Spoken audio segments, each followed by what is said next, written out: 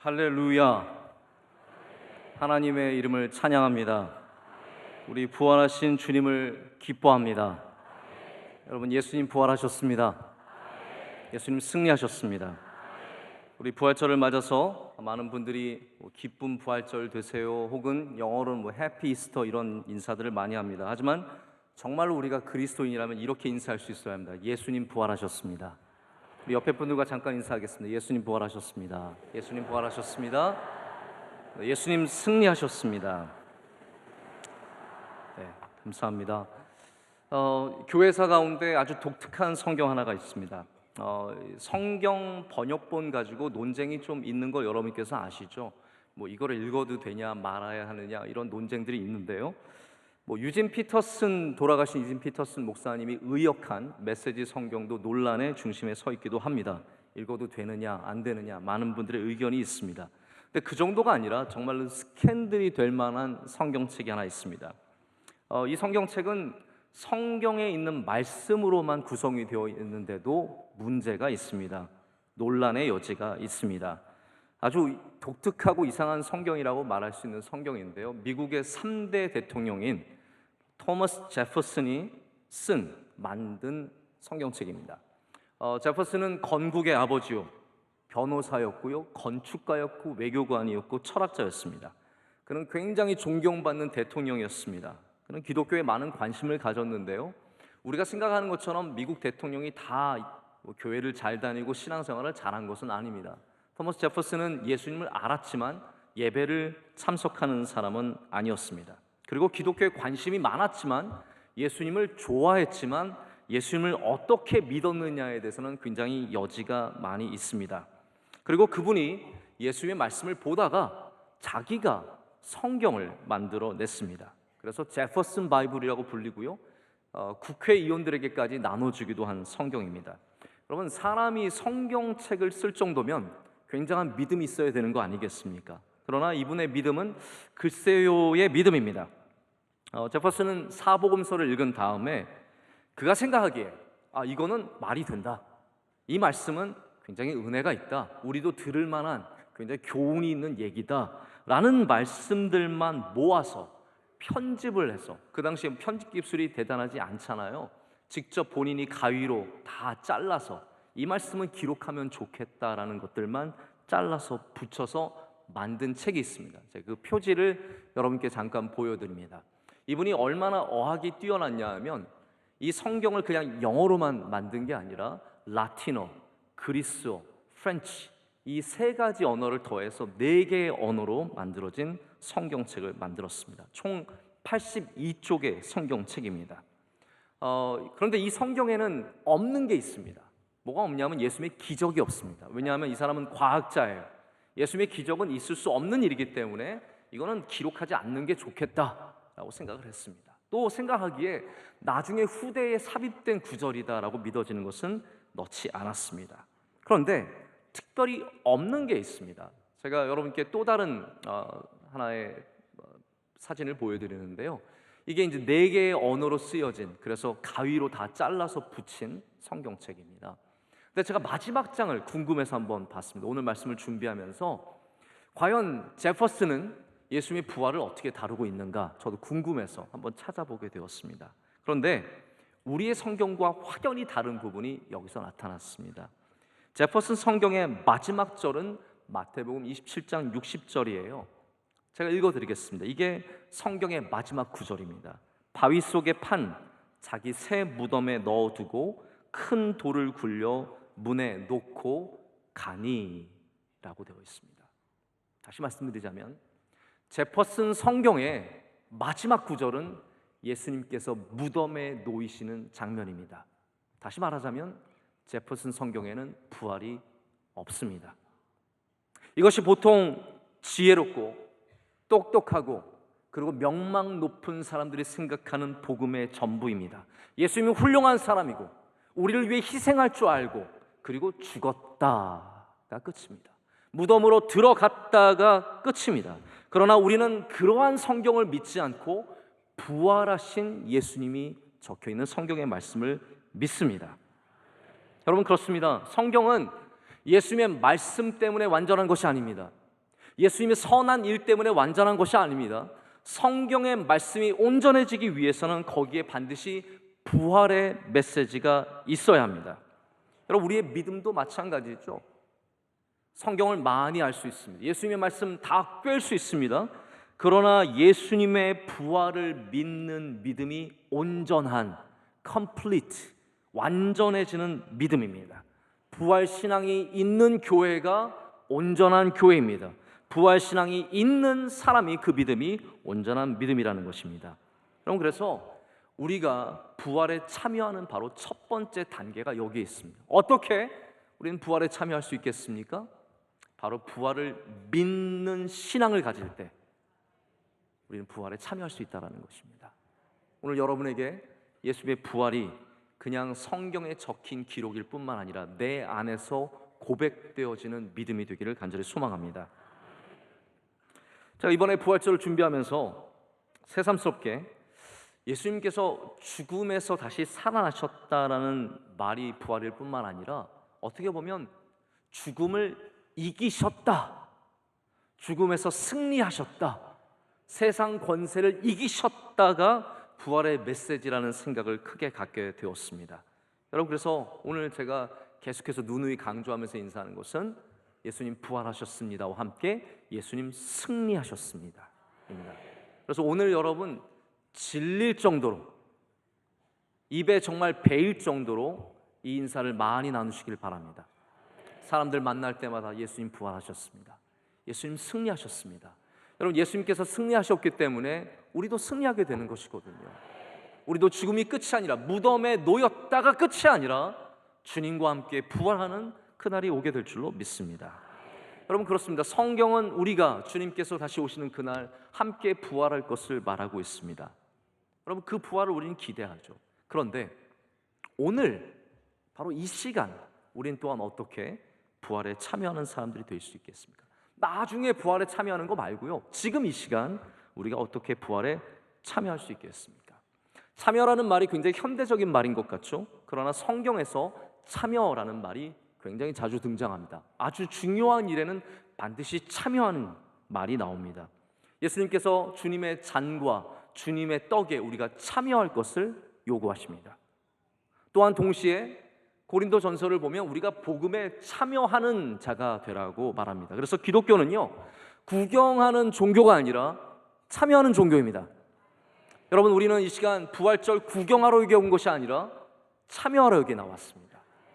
여러분, 참여해야 합니다. 우리는 늘 여러 가지 방식으로 복음에, 부활에, 예배에, 신앙에 참여하는 사람들이 되어야 합니다. 그래서 우리는 다른 방식으로도 우리가 우리의 옛 자아를, 옛 모습을 십자가에 못 박아 예수 그리스도와 죽이고 새로운 피조물로 태어나는 그 영적인 사건을 넘어서 오늘 다른 방식으로도 우리의 삶 속에서 항상 부활에 참여하는 사람들이 되어야 합니다. 제가 처음엔 여러분께 믿음을 갖는 것이 부활에 참여하는 것이다 라고 말씀을 드렸습니다. 두 번째는 무엇이냐면요, 가깝게는 우리가 주일 예배에 참여하는 것이 부활에 참여하는 이름을 알아야 합니다. 여러분 아시겠지만 초대교회의 그리스도인들은 안식일, 즉 금요일 밤에서 토요일 밤까지 이어지는, 밤 전까지 이어지는 그 안식일 날 예배를 드리지 않고 일요일, 즉 우리가 주일, Lord's Day라고 고백하는 주일날 예배를 드리기 시작했습니다. 왜 초대교회가 주일날 예배를 드렸겠습니까? 예수님께서 일요일 새벽에 부활하셨기 때문입니다. 그들이 부활절, 바로 예수님의 부활을 기리면서 주일날, 일요일날 예배를 드렸던 것을 우리는 다시 상기해 봐야 합니다. 그럼 우리가 오늘 일요일, 주일날 예배를 드리는 것은 왜 그렇습니까? 그냥 일주일 지나갔기 때문입니까? 주일날 지키라고 말 들었기 때문입니까? 아니도 우리도 똑같습니다.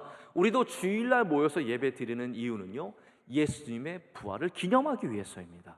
그래서 주일날 예배 드리는 것은 단순히 찬양하고 찬양 듣고 말씀 듣고 가는 것을 넘어서서 주님의 부활에 참여하는 것입니다.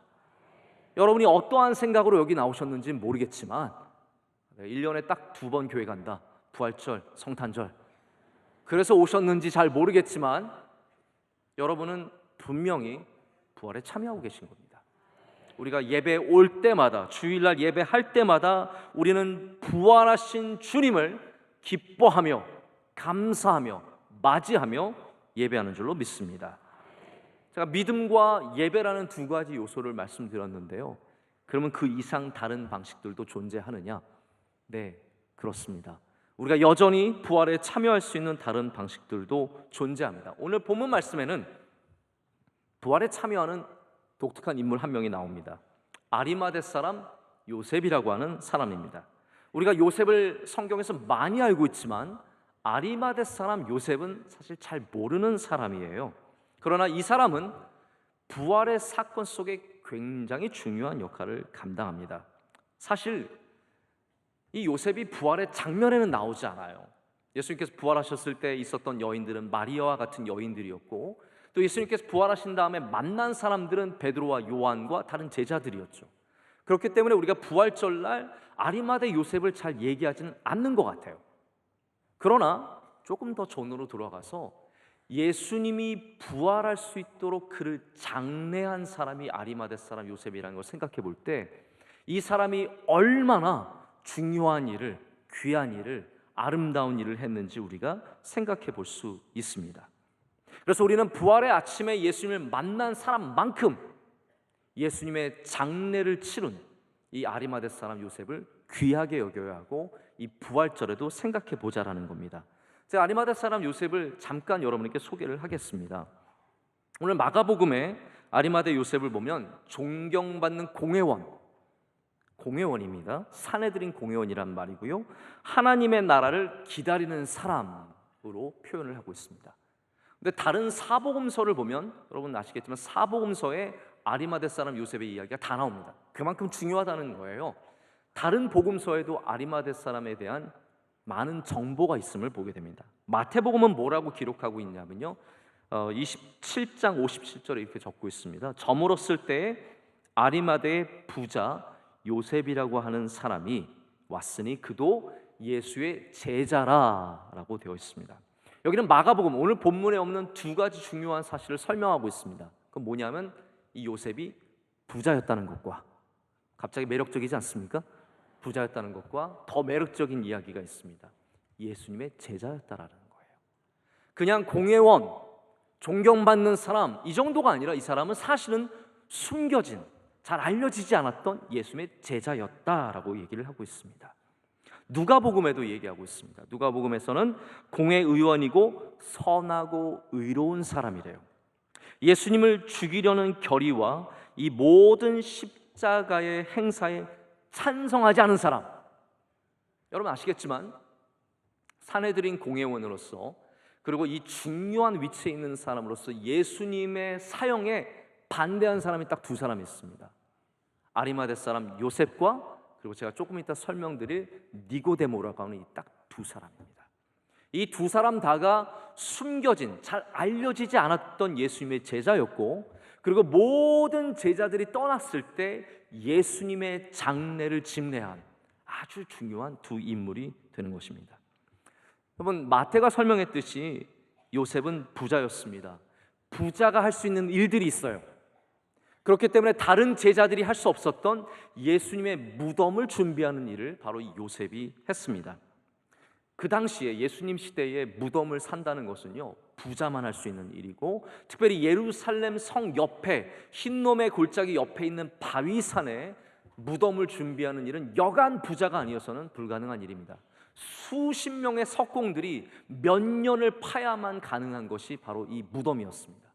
그리고 그 무덤은 부잣집들이 갖고 있었고요, 시신을 그 위에 안치한 다음에 뼈가 되면 그 뼈를 추스려서 밑에 옮기고 가족들이 계속 이어서 사용하던, 가문이 이어서 사용하던 것이 무덤이었습니다. 아리마대 사람 요셉은 좋은 가문일 것입니다. 이미 무덤이 있을 것입니다. 하지만 그는 예수님을 위해서 무덤을 준비했습니다. 많은 돈을 들여서 무덤을 준비했습니다. 그리고 예수님의 시신을 취해서, 오늘 말씀을 보면 빌라도에게 가서 시신을 달라고 해서 취해서 세마포를 씌워서, 그리고 향유와 모략을 다시 발라서 안치하게 되는 것을 보게 됩니다. 이 모든 일들이 그가 부자였기 때문에 사실은 가능한 일이었습니다. 하지만 부자라고 다 일을 할 수 있는 것은 아니죠. 예수님의 제자였기 때문에 가능한 일이었습니다. 여러분, 이런 모습 하나하나가 예수님의 부활을 준비하는 굉장히 중요한 일들이었습니다. 이거 없었으면 저는 상상조차 할 수 없습니다. 아리마대 요셉이 없었다면 예수님의 시신은 어떻게 되었을까? 저는 상상조차 할 수 없습니다. 하나님께서 아리마대 요셉을 준비해 주셨고 이 사람을 통해서 예수님의 부활이 준비될 수 있었다라는 것이죠. 그런데 더 중요한 게 있습니다. 여기 무덤을 준비한 것도 중요하고 세마포를 입힌 것도 중요하고 다 귀하지만 제가 보기에 더 영적으로 귀한 게 있어요. 그건 뭐냐면 43절에 나오는 말씀 속에 있는 한 단어입니다. 43절 말씀을 한번 보시길 바랍니다. 이렇게 되어 있습니다. 아리마대 사람 요셉이 와서 당돌이 빌라도에게 들어가 예수의 시체를 달라 하니 이 사람은 존경받는 공회원이요 하나님의 나라를 기다리는 자라. 아멘. 여기 보면 우리 다른 곳에서 찾을 수 없는 이 요셉의 자세 하나를 발견하게 됩니다. 그것은 뭐냐면 당돌이에요. 그가 당돌하게 빌라도에게 가서 예수님의 시신을 달라고 하는 그런 장면이 나옵니다. 여러분, 우리가 부활에 어떻게 참여할 수 있겠습니까? 예수님의 무덤을 준비하겠습니까? 세마포를 준비하겠습니까? 이 모든 것도 다 귀한데요, 우리가 더 영적으로 사모해야 할 자세가 있습니다. 그것은 바로 믿음 가운데 당돌해지는 것입니다. 이 당돌하다는 단어는 헬라어로 톨마오예요. 용기라는 말입니다. 영어로는 boldly라고 되어 있습니다. 용기 있게, 힘 있게 나아갔다는 말입니다. 용감하다는 뜻만이 아니라 venture, 즉 모험을 강행하는 이 모든 모습들이 이 톨마오라는 단어에 다 들어 있습니다. 여러분, 당돌함이라는 것이 무엇입니까?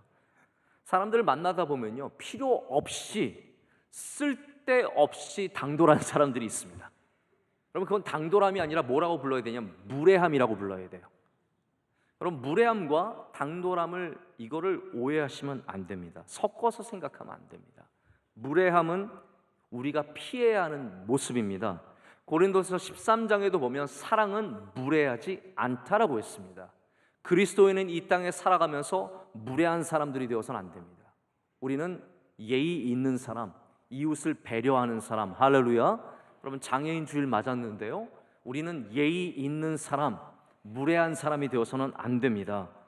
그러나 우리는 그러한 상황 속에서는 겸손해야 되고 예의를 가져야 되지만 믿음에 있어서는, 우리 신앙에 있어서는 당돌한 그리스도인들이 되어야 된다는 것입니다. 용감한 사람들, 무례한 사람들이 아니라 용감한 사람들이 되어야 합니다.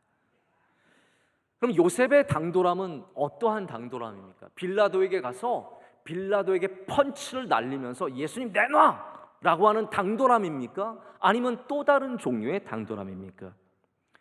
여기 제가 은혜를 받은 당돌함의 모습 두 가지가 있습니다. 제가 남은 시간을 통해서 그 두 가지를 여러분과 나누려고 하는데, 첫 번째 모습은 뭐냐면 내려놓음의 용기입니다. 어떠한 용기냐면 내려놓음의 용기예요. 여러분, 예수님의 장례를 치르는데 이 아리마대 사람 요셉처럼 적합한 인물은 없었을 것입니다. 그는 전 유대의 가장 중요한 결의를 하는 70명으로 구성된 산헤드린의 공회원이었습니다. 존경받는 사람입니다. 재물을 가졌을 뿐만 아니라 아까도 말씀드렸다시피 드러나지 않았던 예수님의 제자이기도 합니다. 그런데 여러분, 그렇게 힘 있는, 그렇게 돈 있는 요셉이라고 할지라도 지금 당장 돌아가신 예수님, 유대인의 미움을 받고 대제사장들과 서기관들과 온갖 힘 있는 사람들의 미움을 받는 예수님의 시신을 받아가는 것은요, 이거는 굉장히 어려운 일입니다. 당돌하지 않고서는 절대로 할 수 없는 일이다라는 것입니다. 그런데 요셉은 당돌히 빌라도 앞으로 나아가서 예수님의 시신을 요구했습니다. 유대인은 결례는 이렇습니다. 유대인들은요, 사람이 죽은 다음에 가능하면 그 날 해가 지기 전에 장례를 치릅니다. 우리처럼 3일장, 4일장, 5일장 없습니다. 때로는 좀 길어지면 24시간 안에는 반드시 장례를 치러야 합니다. 게다가 오늘은 예수님께서 안식일 전날 돌아가신 겁니다. 그래서 금요일 오후 3시에 예수님께서는 시간상으로 말하자면 운명하셨고, 그리고 안식일은 금요일 저녁에 시작합니다. 바로 전에 들어. 지금 시간이 얼마 남지 않았어요. 그렇기 때문에 이거를 뭐 기다리고 생각해, 내가 가야 되나 말아야 되나, 이걸 어떻게 하지, 이거 생각할 여유가 없습니다. 지금 여기 요셉은 가서 예수님의 시신을 받아와야 되는 거예요. 만약에 여러분 상상해 보십시오. 아무도 예수님의 시신을 받아가지 않았다면 예수님의 시신이 골고다 언덕에 그대로 방치되었을 것을 상상해 보십시오.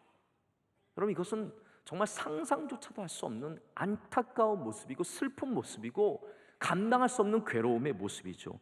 아리마대 사람 요셉이 있었기 때문에 예수님은 무덤에 가서 누우실 수 있었던 것이고, 그 가운데 부활하시는 은혜를 우리 가운데 보여주신 겁니다.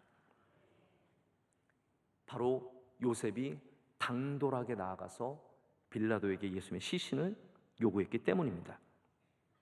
여러분, 그러면 왜 이 당돌함은 내려놓음의 용기입니까? 그리고 왜 우리가 부활에 참여하기 위해서 이 모든 당돌함을 우리가 가져야겠습니까? 제가 말씀드린다시피 당돌함은 아나무인의 자세가 아닙니다. 무례한 자세가 아닙니다. 용기입니다. 모험입니다. 내 모든 것을, 나는 지금 공회원이고 사람들이 존경하는 사람이고 유명한 사람이고 그리고 힘 있는 사람들과 친하지만 나는 예수님을 위해서 이 모든 거 내려놓을 수 있다는 거예요. 나 미움받을 준비가 되어 있다는 겁니다. 버림받을 준비가 되어 있다는 겁니다. 나는 지금 돈이 있지만 예수님 때문에 이 모든 것 다 버릴 준비가 되어 있다는, 바로 그러한 모습을 우리 가운데 이 당돌함의 용기를 통해서 보여주시는 것입니다. 여러분, 앞서 말씀드렸다시피 요셉은 굉장한 명예와 권력을 가졌던 사람입니다. 존경과 부까지 가졌던 사람입니다. 이런 사람 몇 명 없습니다. 다 가진 사람이에요. 그러면 그 당돌함은, 이 사람이 갖고 있는 용기는 그의 돈에서 나왔겠습니까? 그 갖고 있는 권력에서 나왔겠습니까? 그 갖고 있는 지혜에서 나왔겠습니까? 아니죠. 오히려 돈이 있으면요, 당돌해지기 쉽지 않습니다. 용기 있어지기 쉽지 않습니다. 오히려 권력이 있으면 용기 있어지기 쉽지 않습니다. 모든 사람들은 다 정권의, 정부의 이 총독의, 왕의 미움받지 않기 위해서, 다 잘 보이기 위해서 혈안이 되어, 그래야 자기의 부가 유지되고 자기의 권력이 유지되기 때문입니다. 대부분의 왕은, 대부분의 권력은 말 잘 듣는 사람에게 당근을 주고 말 잘 듣지 않는 사람들은 채찍질을 했기 때문입니다. 저는 오늘 요셉이 예수님의 제자였다라는 말이 굉장히 흥미로웠어요. 여러분, 굉장히 이상하지 않습니까? 어떻게 요셉이 예수님의 제자가 될 수 있었을까? 예수님이 지금까지 하신 말씀과 상황들을 보자면 부자가 예수님의 제자가 되는 일이 쉬운 일입니까? 절대로 아니에요.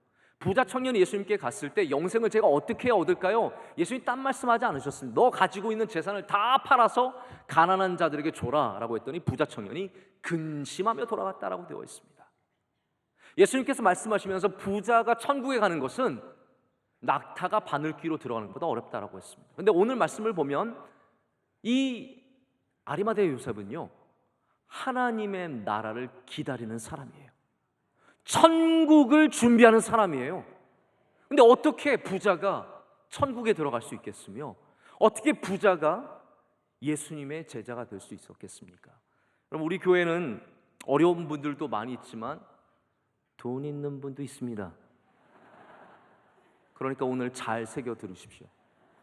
어떻게 부자가 예수님의 제자가 될 수 있는가? 아리마대 요셉은 아무리 가진 것이 있어도 이미 버릴 준비가 다 되었기 때문입니다. 아무리 권력이 있고 아무리 재산이 많고 아무리 쌓은 것이 많았어도 예수 그리스도를 위해서라면 내가 다 버릴 준비가 되어 있었기 때문에 그는 주님의 제자로 살 수 있었다는 것이죠. 여러분, 오해하지 마십시오. 여러분이 다 버려야 예수님 제자가 되는 것은 아닙니다. 그러나 반드시 버릴 준비는 하고 있어야 합니다. 우리가 다 내려놔야만, 지금 다 없애야만 예수님의 제자가 되는 것은 아닙니다. 그러나 예수님을 위해서는 당돌하게, 담대하게, 용기 있게 다 내려놓을 준비가 있어야 오늘 주님의 제자가 될 수 있고 하나님의 나라를 기다리는 자들이 된다라는 말입니다. 상처 입은 치유자라는 책이 있습니다. Wounded Healer라는 책이죠. 이 책을 쓰신 유명한 헨리 나우엔 신부님은 한때 하버드와 예일에서 잘 나가는 교수였습니다. 그의 강의는 날마다 사람들로 인산인해를 이루고 사람들이 추종하는 그런 사랑받고 존경받는 교수였습니다. 하지만 그는 캐나다에 있는 라르시 데이브레이크라는 공동체, 정신 지체아들 10명, 15명밖에 되지 않는 사람들을 위해서 모든 명예와 부와 모든 세상의 영광을 다 내려놓고 그들에게 가서 그들을 섬기며 10명을 섬기며 그의 남은 일생을 보낸 사람입니다. 우리는 내려놓을 준비가 되어 있습니까? 우리는 주님을 위해서 당돌하게 살아갈 준비가 되어 있습니까? 그것이 바로 부활의 신앙에 참여하는 길인 줄로 믿습니다. 부활의 신앙에 참여하기 위해서는 다시 우리는 당돌한 믿음을 되찾아야 합니다. 우리 교인들 가운데도 작년에 그동안 몇십 년 동안 섬겨왔던 병원을 문 닫고 남에게 넘겨주고, 그리고 의대 교수로 몇십 년 동안 섬겨왔던 것들을 다 내려놓고 에티오피아 병원에 가서 섬기고 있는 부부 집사님, 권사님이 있습니다. 이분들은 다 당돌하게 내려놓고 하나님의 나라를 위해서 가신 분들입니다. 지금 우리 청년들, 우리 주변에 있는 청년들 중에는 많은 것을 내려놓고 선교지로 그리고 비전을 위해서 도전하는 귀한 젊은이들이 있습니다. 바로 이러한 신앙이 당돌한 신앙이며 당돌한 믿음이며 아리마대 사람 요셉이 우리에게 주는 신앙의 귀한 본보기, 그리고 우리가 따라가야 할 모습인 줄로 믿습니다. 우리도 내려놓는 사람들 될 때 당돌한 믿음으로 나아가게 될 줄로 믿습니다. 또한 당돌함은 감추었던 것을 드러내는 용기입니다. 제가 말씀드렸다시피 요셉은 지금까지 숨겨진 사람이에요. 어떻게 보면 좀 눈치도 봤고 주변 사람들 생각도 했고 가족들도 생각을 했던 것입니다. 아무리 예수님을 사랑하지만 지금은 잠깐은 숨어서, 그리고 남들에게 드러나지 않게 예수님을 사랑하고 쫓았다라는 것이죠. 차마 드러낼 수 없는 그러한 이유가 있었을 것입니다. 하지만 이 중요한 순간에, 지금 중요한 순간이거든요. 사실 여러분, 때로는 중요한 순간에 아무도 안 나설 때가 있습니다. 어떻게 보면 예수님의 시신을 치러야 하는, 장례를 치러야 하는 너무나 중요한 순간인데, 이때 정작 사람들은 주변에 아무도 없었습니다. 그를 사랑했던 사람들, 그를 쫓았던 사람들, 그를 예수님 앞에서 늘 빵긋빵긋 웃고 하트 뿅뿅 날리던 사람들 있잖아요. 예수님 사랑해요, 예수님 사랑해요, 예수님 사랑해요. 이런 사람들 지금 다 어디 있습니까? 정작 예수님의 시신을 치러야 할 때는 아무도 없었다라는 거예요. 그럼 누가 있었습니까? 감추어졌던 사람, 드러나지 않았던 사람, 나서지 않았던 사람, 바로 요셉과 니고데모가 나와서 예수님의 시신을 당돌하게 받아가는 것입니다. 드러낸다라는 것이죠. 아무도 나서지 않을 때 여기 감추어졌던 요셉이 나와서 예수님의 시신을 요청하고 있습니다. 여러분, 드러났던 사람들은 어려움이 오면 오히려 다 뿔뿔이 흩어져. 예수님 사랑 참 많이 받았던 사람들, 예수님이 고쳐졌던 사람들 얼마나 많았습니까? 나병에서 나은 사람들, 눈을 뜬 사람들, 일어서지 못했다가 일어선 사람들, 예수님께서 주신 음식을 먹은 사람들은 얼마나 많습니까? 남자만 5,000명이었고 2만 명에 해당하는 사람이 오병이어의 기적을 경험했잖아요. 수많은 사람들이 예수님의 은혜를 받았지만 정작 고통의 시간에, 슬픔의 시간에, 어쩌면 실패이기 때문에 이 실패의 시간에는 다 주변을 떠났다라는 거예요. 십자가까지는 왔지만 이 장례의 순간에는 아무도 예수님 주변에는 없었습니다. 베드로도, 요한도, 베드로 얼마나 말은 멋지겠어요. 주는 그리스도시요 살아계신 하나님의 아들입니다. 하지만 제일 먼저 도망가는 거예요. 예수님의 사랑 가장 많이 받았던 요한도 예수님의 시신을 치우진 못했습니다. 그러나 오직 요셉과 니고데모 두 사람만이 예수님을 감당하는 겁니다. 두 사람 다 공통점이 있습니다. 다 숨겨졌던 제자들, 감추어졌던 사람들, 드러나지 않았던 사람들이라는 것이죠. 니고데모도 얼마나 귀한 일을 하는지 모릅니다. 요한복음은 니고데모를 추적하는 복음서입니다. 니고데모의 처음부터 끝까지를 우리에게 보여줍니다. 3장의 니고데모가 밤중에 예수님께 찾아온 우리 그 사건을 잘 기억하실 겁니다. 남의 눈치 보면서 찾아왔습니다. 근데 7장 가면 니고데모가 조금 더 나옵니다. 사람들이 예수님을 다 저주하고 예수님을 비난할 때 7장을 보면 니고데모가 예수님을 변호합니다. 좀 바뀌었죠? 그리고 요한복음 19장을 보면 사내들인 공의원으로서 이런 말씀이 적혀져 있습니다. 일찍이 예수께 밤에 찾아왔던 니고데모도 모략과 침향 섞인 것을 100리트라쯤 가지고 온지라. 다른 모든 사람들이 숨을 때 니고데모는 드러나서 예수님의 몸에 바를 이 귀한 기름을 가지고 오는 모습을 보게 됩니다. 여기서 우리는 당돌한 두 사람을 만나게 됩니다. 여러분, 앞에 막 나서야 당돌한 게 아닙니다. 용기 있는 게 아닙니다. 평소에 십자가, 맨날 모든 곳에 십자가 다 붙이는 사람, 정말 예수님이 돌아가셨을 때 그 시신을 받아올 용기가 있습니까? 사람들에게 늘 말하죠. 나 권사라고, 나 장로라고, 안수집사라고, 목사라고, 전도사라고 모든 곳에 가서 다 말하는 사람이 있습니다. 그러나 정작 제자냐라고 물어보면 도망가는 사람들이 얼마나 많은지 모릅니다. 여러분, 제가 부탁드리고 싶은 게 있습니다. 차에 제발 너무 십자가 큰 거 붙이고 다니지 마십시오. 차에 십자가 안에 막 2개, 3개 붙이고 바깥에 십자가 붙인 다음에 불법을 얼마나 많이 행하는지 모릅니다. 제발 뒤에 Jesus loves you 크게 붙이고 저 줄 막 서 있는데 맨 끝에 가서 끼지 마십시오. Jesus loves you 하면서 끝에 가서 남들 30분 서 있는 데 들어가서 쏙 끼지 마시고, 여러분, 우리는 드러내놓고 제발 명성교회 교패 붙여놓고 이웃들과 싸우지 좀 마세요. 떡을 나눠주지는 못할 망정 드러내 있는 사람들이 우리가 예수님 잘못 믿을 때가 얼마나 많은지 모릅니다. 그러나 숨겨진 사람들이, 평소에 나서지 않는 사람들이 정말 어려울 때, 환난을 당할 때, 고난을 당할 때, 예수님 십자가에서 찢기시고 물과 피를 다 쏟으시고 아무 영광 없이 시신이 되었을 때 예수님을 치는 사람은 2사람밖에 없다라는 거예요. 바로 이 2사람, 요셉과 니고데모입니다. 감추어졌던 사람들이 이제는 당돌한 사람들이 되었습니다.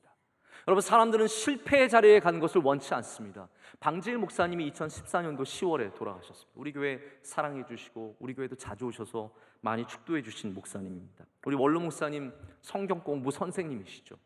방지일 목사님 103세로, 만 103세로 돌아가실 때 수천 명의 교회 지도자들이, 수많은 사람들이 가서 장례식에 꽃을 헌화하고 그 장례식을, 그 귀한 믿음을 기렸습니다. 여러분, 사람도 이런 영광을 받는데 만왕의 왕이신 예수님의 장례식에는 누가 있었습니까? 실패자로 이 세상에 오셨지만 십자가에 달려 죄인처럼 죽으신 예수님의 시신은 누가 치루었습니까? 앞에서 예수님 은혜 받은 사람도 아니고, 앞에서 가장 가깝게 예수님과 함께 동행하던 사람들도 아니고, 여기 숨어있던 2사람, 요셉과 니고데모가 당돌하게 그때의 믿음을 내세우면서 나는 예수님의 제자라고 말하면서 가서 예수님을 치렀다라는 것입니다. 여러분, 우리도 이러한 믿음을 가져야 합니다. 평소에 잘하는 것도 중요하지만 부끄러움 당하시는 예수님을 위해서 나는 예수님 믿는 사람이라고, 정말 예수님을 위해서 나의 제자됨을 드러낼 수 있는, 어려울 때 드러낼 수 있는 사람이 진짜 참 제자, 부활에 참여하는 사람들인 줄로 믿습니다. 베드로도 요한도 가까웠던 사람도 다 없었지만 아리마대 사람 요셉과 니고데모가 있었고, 그리고 나중에는 귀한 여인들이 찾아오는 것을 보게 됩니다. 여러분, 이분들이 바로 하나같이 당돌한 믿음을 가졌던 사람들입니다. 저와 여러분들도 이렇게 예수님의 부활에 참여하기를 간절히 소망합니다.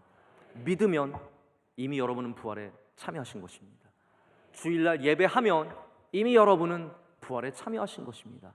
그러나 더 나아가서 내려놓는 당돌함으로, 그리고 나의 제자됨을 드러내는 당돌함으로 우린 더욱더 예수님의 부활에 참여하는 자들이 되어야 할 줄로 믿습니다.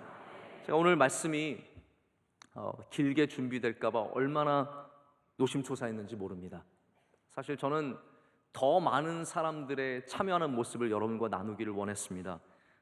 사실은 이 여인들이, 마리아와 같이 여인들이 새벽 일찍 예수님께 나아가는 모습이 있지 않습니까?